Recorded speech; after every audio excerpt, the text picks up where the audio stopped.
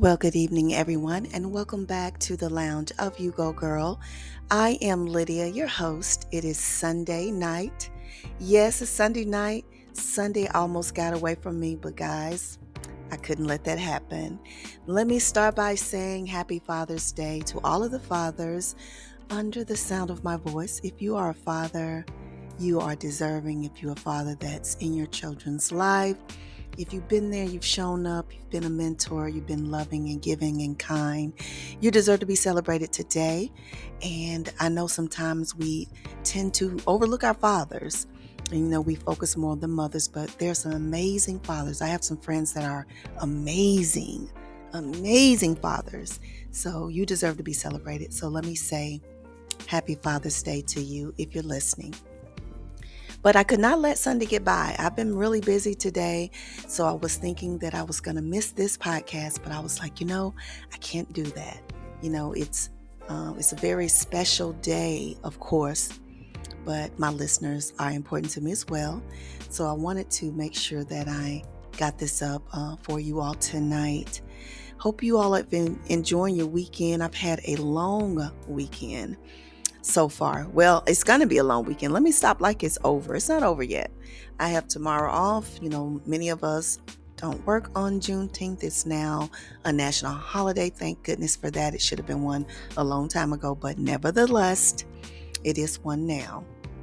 So I will be off tomorrow, and I've been really busy this weekend. It's been full of a lot of things. Yesterday, I actually went to a Juneteenth gala, and it was hosted by the NAACP, and my company was a sponsor, and so I was able to do that. So I did a great video for my YouTube channel. So if you're not busy on tomorrow, make sure you check that video out. It's on Lydia's Life TV. It will premiere I think at 2:30 p.m. So make sure you check it out. A little plug there for my channel there on YouTube. But anyway, I just wanted to come in today. I have a message for you all today, for the ladies here. And today I want to say this, ladies. You don't have to be perfect. Just do the best you can. You don't have to be perfect.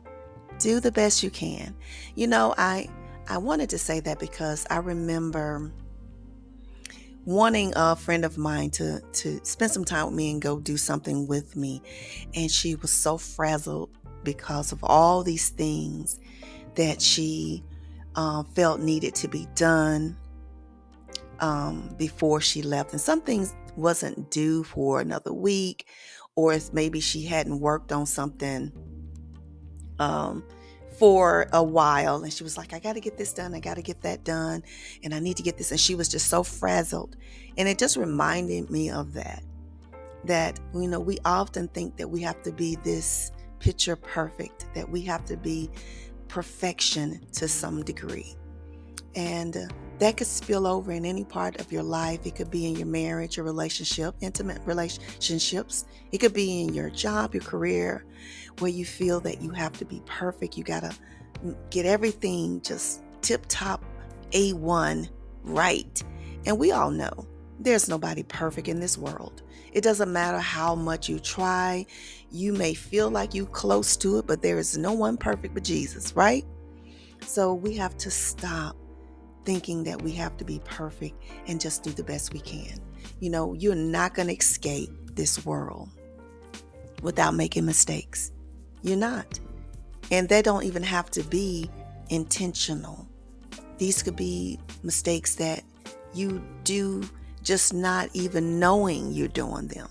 I don't think we at this stage of life are out here just saying, I want to mess up and make mistakes. But because we're not perfect, we're going to make mistakes.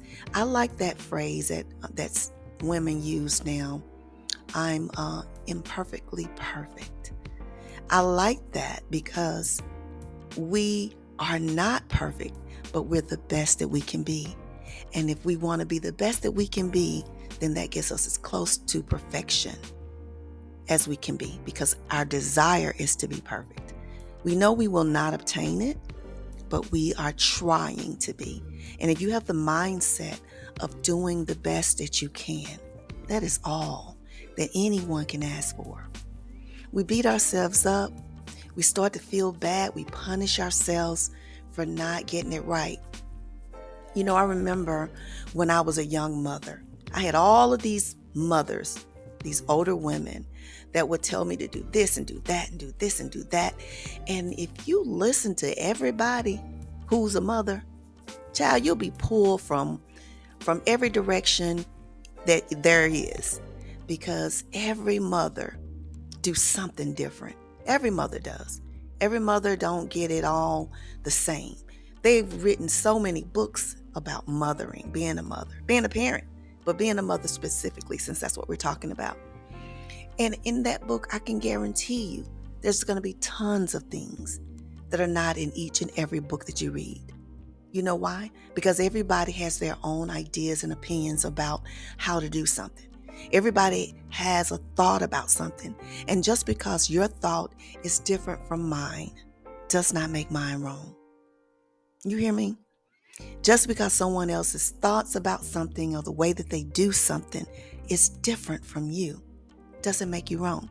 So when you're trying to measure up to perfection, it's usually because we're measuring ourselves up against someone else that in our eyes seem to be the picture of perfection. But I guarantee you, there's a flaw somewhere.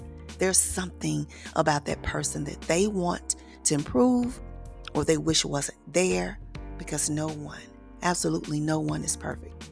When you see a wedding, and in all of the guests' eyes sitting in the audience, and now this is not all the time, because sometimes you can see some crazy stuff happening at a wedding, can't you? But for the most part, when we're watching a wedding, whether it's on television or if we're there in person, and it goes off without a hitch in our eyes, we're thinking, oh my God, this is the most beautiful wedding I've ever seen. Oh, this is just amazing. And then you can talk to your friend and they can tell you 10 things that happened behind the scenes that we did not know. But because we weren't the one planning it, we don't know. We don't know what was going wrong, right? But for us, we look at it and we're saying, oh, that's perfect. But the person that planned that wedding knows that there was some imperfections.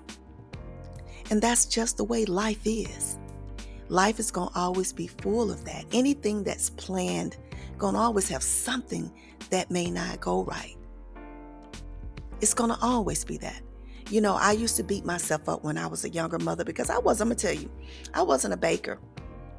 Now, when my children were very young, I'll say from the ages of 1 to 10, I would bake cakes for them for their birthday. And then here comes this great thing called Walmart. Y'all remember when Walmart started making cakes? I mean, you could get all types of designs and anything you imagine. And when that happened, guess what? My cake making days were over. But I had people that would beat me up because I wasn't a person that was in the kitchen baking all the time. My mother was a baker. She used to bake cookies, and she had cookies in jars, and it was always a cake in a cake plate. In our home, I could come home from school any day of the week, or either get a cookie or get a cake. But I didn't. I was not that mom. I worked entirely too much. I was tired.